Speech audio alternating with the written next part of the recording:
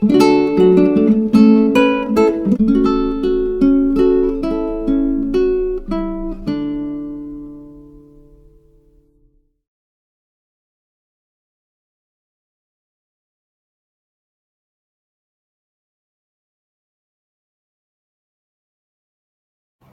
evening, everyone. Welcome to Season 1, Episode 1 of Let's Talk Art, Culture, Travel, and More Club. Today, I'll be walking you through a primer on Hindu temple architecture. All of us travel, and when we travel within India, there is no getting away from temples. At the temple, we hire a guide who walks us around and shows us the unique features of the temple. But not being able to identify even the basic components of a temple can be a liability sometimes. So I thought I would do this primer. When I was contemplating on doing this particular session, a classification of Hindu temple styles by Ramakrishna Pongala dropped on my Twitter feed, and I took it as a sign from the heavens. Ramakrishna Pongala is an assistant professor at Indian Institute of Tourism and Travel Management. So let's start this primer with a classification of Hindu temple styles by Ramakrishna Pongala. Pongala classifies Hindu temple styles based on when they were seen: ancient India, classical India, or medieval India.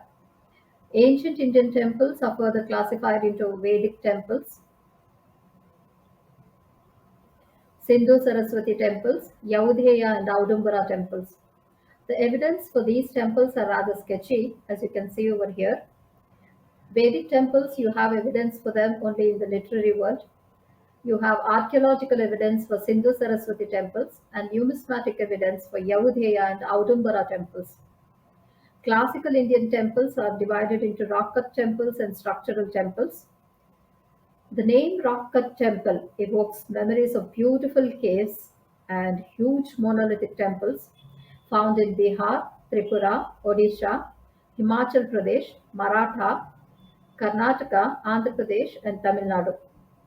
Structural temples are Nagara temples, Dravidian temples, Vesara temples, Maharu Gurjara temples, and Kalinga temples. Nagara temples are situated in north and central India. Dravidian temples are particular to South India. Vesara temples to Karnataka region. Maharu Gurjara temples are found in Gujarat and Rajasthan. And Kalinga temples, a very distinct style of architecture found in the Odisha region. Medieval Indian temples are further classified into Kashtamaya temples, Maratha and Hemadpanthi temples, Ratna and Vrittika temples, Neelachal temples, and Kathakuni temples. Kashtamaya temples are seen in Kerala and Karnataka, Maratha and Hemadpanthi, particular to Maratha region, Ratna and Vrittika to Bengal region, Neelachal temples to Assam, and Kathakuni to Himalayan region. Let us look at a sample of each one of the types under classical India and medieval India. Let's start with the rock cut temples in classical India. I have got four samples for you over here. I'm sure most of you have seen these temples. In the top left, you have got the beautiful Ajanta caves. Top right, the magnificent monolithic temple, the Kailasha temple from Ellora, again near Aurangabad. Bottom left, you see the Pancharathas from Mahabalipuram, Tamil Nadu region. And bottom right, you see the Badami caves from Badami in Karnataka. Each one of them is unique, beautiful, and awe inspiring in its own right. I've had the privilege of seeing all four of them. I assume most of you have seen these temples. We have got the Nagara, the Dravida, the Vesara, the Kalinga, and the Maru Gurjara styles under structural temples. I have got a sample for each one of them here. In the top left is the Khandariya Mahadev temple, standing for the Nagara style. This is the colorful Gopuram of the Andal temple in Srivalliputhur it stands for the Dravida style. Top right is the Vimana of the Vesara style. It is from the Chennakeshava temple in Somnathpur, Karnataka. This is the Lingaraj temple from Bhubaneswar, standing for the Kalinga style. And this is the Navalakha temple in Gamli, Gujarat, standing for the Maru Gujjara style. As you can see, all of them are very different and unique.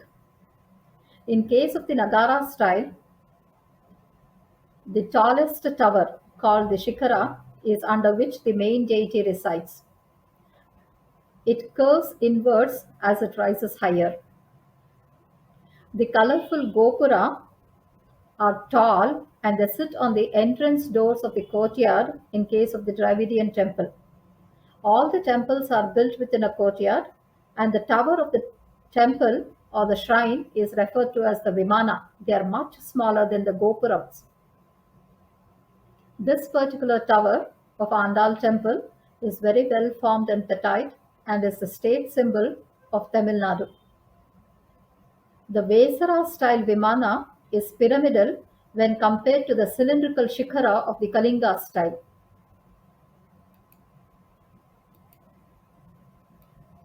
In the Maru Gujjara Shikhara, you can see that it has a lot of smaller Shikharas encircling it.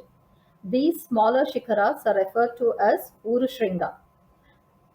The entire external wall of the temple is adorned with sculptures sitting in projections and niches. I have got more details for the Nagara style. There's a picture on the left which shows an outline of a Nagara style temple. On the right is the same Kandarya Mahadev temple from Khajuraho. It has got more details. The outline picture shows the Shikara, the stone disc called Amalaka which sits on top of it. It is on this Amalaka that the finial or the Kalasha is placed.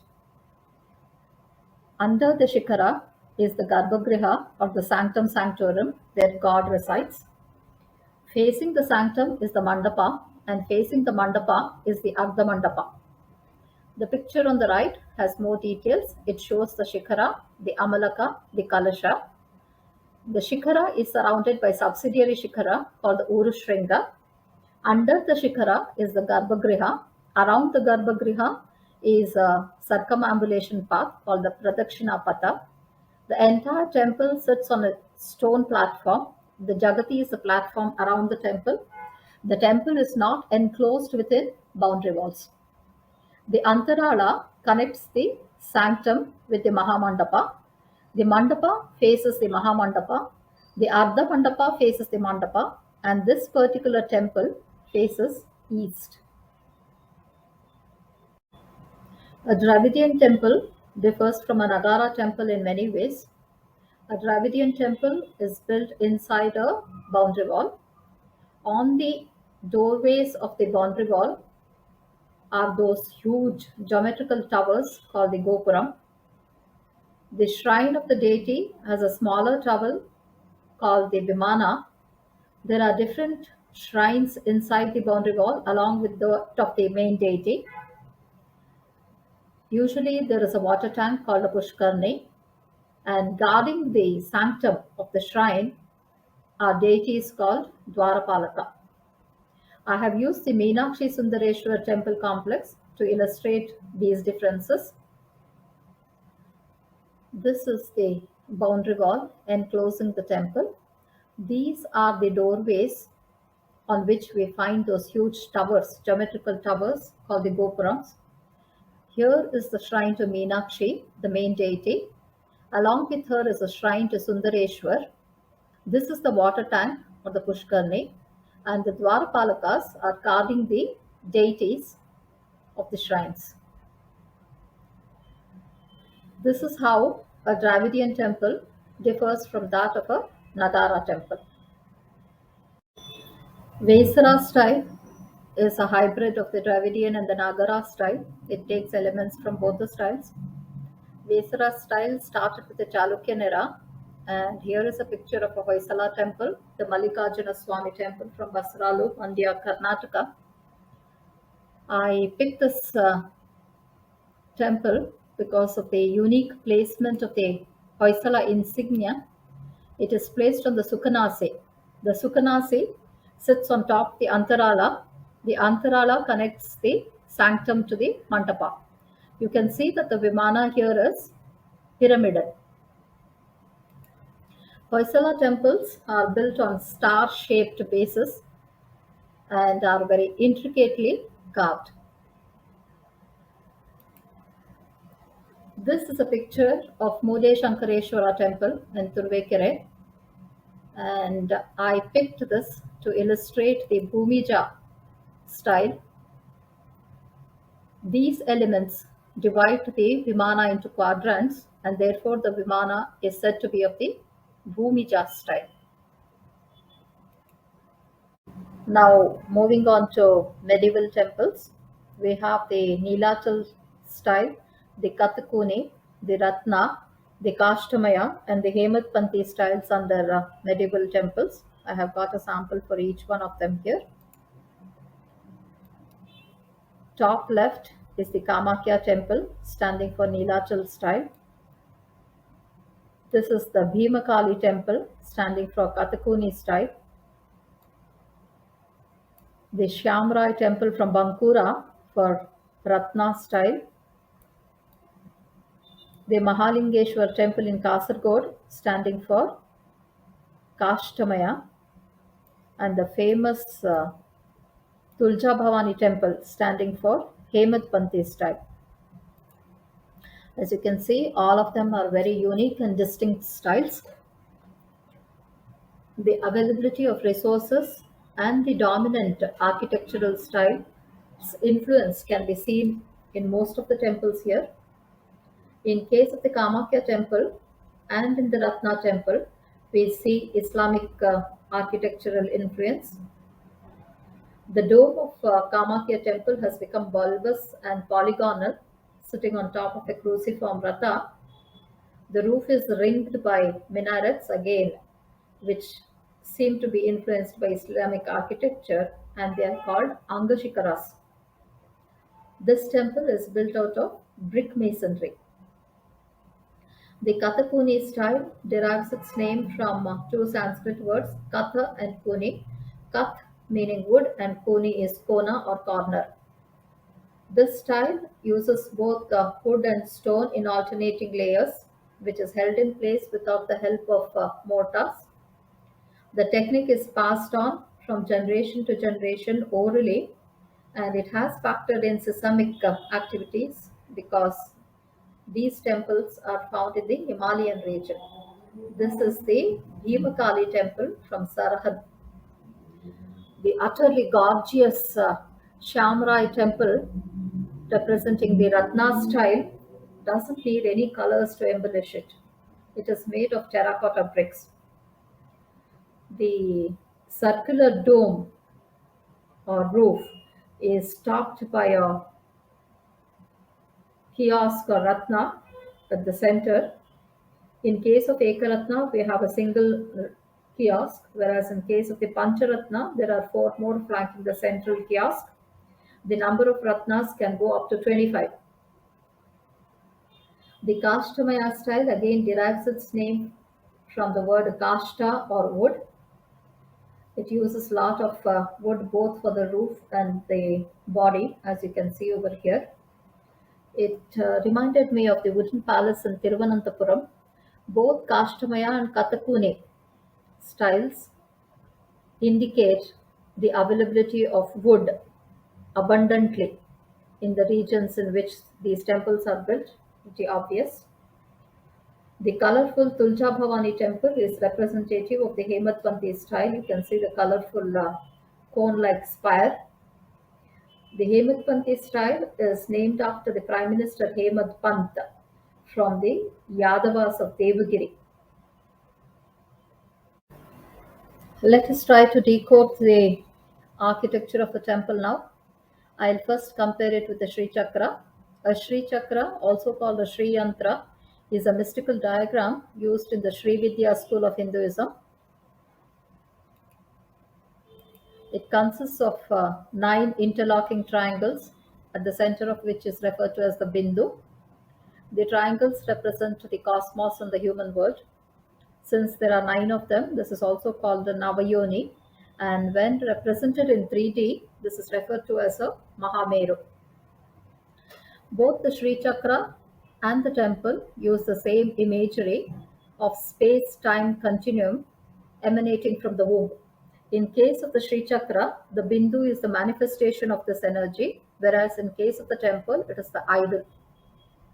Again, both the temple and the Shri Chakra use the same imagery of the devotee moving from the gross to the subtle. In case of the Shri Chakra, he goes through different avarnas or stages before he reaches the Bindu of the chakra. The devotee, in case of a temple, enters through the doorway under the gopura, traverses a circuitous path and prakaras before he submits himself to the god in the Garbhagriha, which is the heart of the temple. The god is the manifestation of one cosmic principle. I couldn't go away without showing you all an actual Sri Chakra. This particular one is available or seen in Nuraundu temple in Turvekare. It uses the Nandinagari script. The Nandinagari script was used between 11 and 19th AD and is related to Devanagari script. The temple architecture is a mix of Vedic, Tantric, and Agama principles. I have compared the temple with the subtle body with its psychic chakras over here. The chakras are focal points used for meditation and during tantric rituals in Hinduism. You can see the seven chakras over here: the Mooladhara, Swadhisthana, Manipura, Anhata, Vishuddha, Agnya, and Sahasrara. The Mooladhara is the primary or root chakra. The space between the eyebrows is where we find the Agnya chakra. Coming to the elements of the temple, this is the Gopura, Dvajastambha, Balipita, Nandi, Mahamantapa, and the Vimana. The Gopura is always aligned with the feet of the human body. The forehead is taken as the seat of the Sanctum Sanctorum. The space between the eyebrows is where divinity resides, that is, in the position of the Agnya chakra. The top of the head is where the Vimana resides. The Kalasha or the finial is placed in the position of Sahasrara chakra. The life current ascends the Vimana through a flat slab placed on top of the sanctum called the Brahmarandra Shila. The vehicle of the deity are positioned or placed on top of this slab. I have another picture of the same comparison. This seems to be the top view. So you'll see the same elements, the Gopura aligned with the feet, the Garbhagriha with the head. And you will see the alignment of different elements along with the chakras of the human body. Finally, I have compared the temple with the physical human body. So you will again see the Gopura aligned with the feet. The Antarala is aligned with the neck. The Antarala connects the Garbhagriha with the Mahamantapa, and the Garbhagriha is aligned with the head.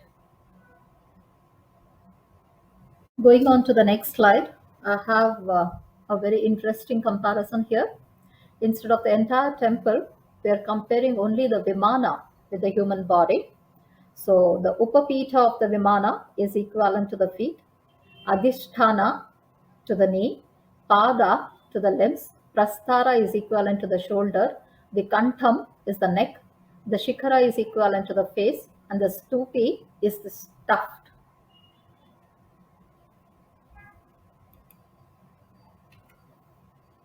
Yet another comparison here. This time the Vimana with the seated deity. We are comparing the Dravidian Vimana with the seated Shiva. The Charanam of Shiva has become the Upapitham. His Janu Mandalam has become the Adhishthanam. Karakaram, his arm, the Padavargam. His Bahumulam becomes the Prastaram, Bahumulam, shoulders. His neck is equivalent to the Kantham, Mukham is equivalent to the Shikharam, and his Shikha is equivalent to the Stupi. Interesting, isn't it?